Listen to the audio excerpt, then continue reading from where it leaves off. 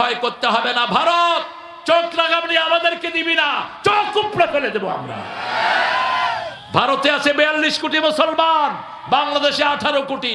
এই 60 কোটি যদি একটা লাঠি নিয়ে আগাই, পালানোর জায়গা খুঁজে পাবি না। কাকে ভয় দেখাও? আমরা দুনিয়াতে আসছি মারার জন্য, ঠিক না ঠিক? প্রতিদিন একবার আমরা মরি। রাতে যখন শুই আমরা দোয়াই পড়ি, বিসমিল্লাহে আমুতু, হে আল্লাহ আপনার নামে মরতেছি। কার নামে? আপনার নামে মরতেছি, দয়া করে যদি আপনি প্রাণ দেন। রাসূল বলছেন ওযু করে শুইবা। যারা ওযু করে শোয় তাদের রূহ আল্লাহর আরশের সামনে সেজদা দেওয়ার অনুমতি পেয়ে যায়। যারা ওযু করে শোয় তারা ঈমানের সাথে যেতে পারে। 2 নাম্বার বলেছেন আয়াতুল কুরসি পড়বা, পাহারা দিবেন কে? 3 নাম্বার নাস ফালাক কুল রাব্বিন নাস পড়বা। এই 3টা সূরা পড়ে ফু দিবা, সারা রাত তোমাকে ফেরেশতারা পাহারা দিবে। 4 নাম্বার সুবহানাল্লাহ, আলহামদুলিল্লাহ, আল্লাহু আকবার, লা ইলাহা ইল্লাল্লাহ পড়বা, শরীরের সমস্ত ক্লান্তি দূর করে দিবেন কে? 5 নাম্বার ডান হাতটা গালের নিচে দিয়ে পড়েন আল্লাহুম্মা বিসমিকা আমুতু। দুরূদ পড়তে পড়তে ঘুমিয়ে পড়েন, আপনার স্বপ্নে চলে আসবেন রাহমাতাল লিল আলামিন। আর যদি ফেসবুক দেখে দেখে ঘুমান, ঈমান হারা হওয়ার সম্ভাবনা আছে, কারণ ফেসবুকে কিছু ভালো ম্যাক্সিমাম। আর রাতে তো আর এটার কোনো বাছবিচার নেই। ইউনূস সাহেব বলেছিলেন যে ফেসবুকের নোংরা সাইটগুলো আমরা বন্ধ করব। বন্ধ হয়েছে? আরো বেশি চালু হয়েছে। তুমি তো গুড ফর নাথিং, তুমি কিছুই করতে পারো না। হাসিনা ভারতকে যা ইলিশ মাছ দিয়েছে তুমি শুনেছি তার থেকে বেশি দিয়েছো। কেন এত পিরিত জাগলো কেন ভারতের জন্য? আমরা ভারতের মুশরিকদের বিরুদ্ধে, ঠিক না ঠিক? কোন শিরকের সাথে আমাদের কোনো সম্পর্ক। তবে আমার দেশের কোন ভাই, ওই ধর্মাবলম্বী যদি কোনো হিন্দু ভাই থাকেন, তার জন্য আমাদের কোনো বিদ্বেষ নাই। তারা আমাদের প্রতিবেশী, তারা আমাদের কি? আমার বাবরি মসজিদ যারা ভেঙেছে আমরা তাদের বিচার চাই। আমার মুসলমান সেজদা দিচ্ছে, তাদের গর্দানে যে হিন্দুরা পাড়া দিয়েছে তাদের বিচার আমরা চাই, ঠিক না ঠিক? এই মোদি কুত্তার হাতে লক্ষ লক্ষ মুসলমান শহীদ হয়েছে। কাশ্মীরের জেনোসাইডের জন্য এই মোদি দায়ী, গুজরাটের গণহত্যার জন্য এই মোদি কুত্তা দায়ী। এই কুত্তার নাম ওয়ার্ল্ড সন্ত্রাসীদের মধ্যে 1 নম্বরে উঠেছে। তুই মনে রাখ, তুই পাগল হইয়া অজ্ঞান হইয়া তুই মারা যাবি, ভারতের ক্ষমতা নেবে মুসলমান। সেই দিন বেশি দূরে নয়, প্রতিদিন 20,000 লোক নতুন করে পড়ছে লা ইলাহা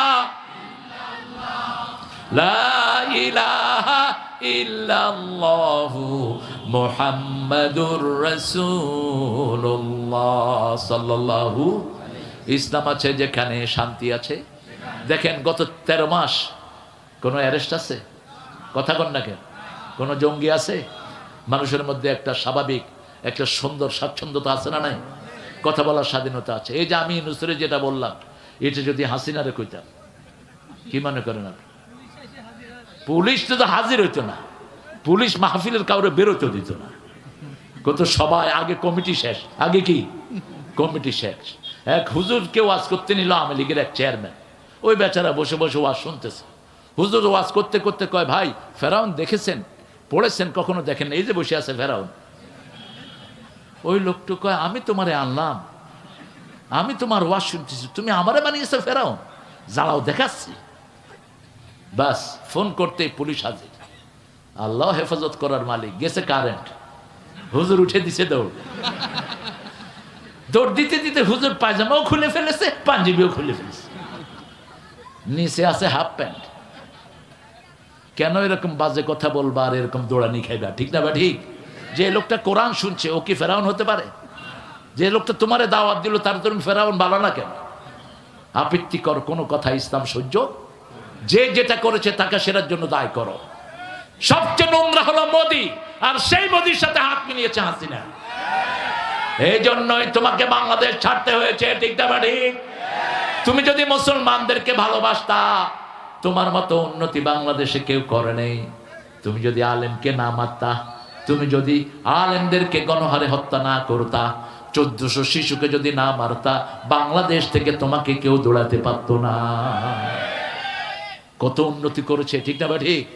যেদিকে যান উন্নতি করছে। তো মসজিদ এত বেশি কেউ বানাইছে? কথা কন না কেন? কিন্তু থাকতে পারলো না কেন? আল্লাহর কাছে সবচেয়ে ঘৃণিত কারো রক্ত নেয়া। কিয়ামতে প্রথম বিচার হবে খুনিদের, প্রথম খুনিদের বিচার হবে, প্রথম বিচার হবে ওই জাজদের যারা খুনের রায় দিয়েছে।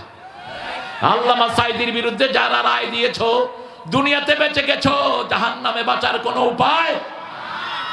কাদের মোল্লা সালাউদ্দিনের বিরুদ্ধে যারা রায় দিয়েছো, তোমাদের বাঁচার কোনো উপায়।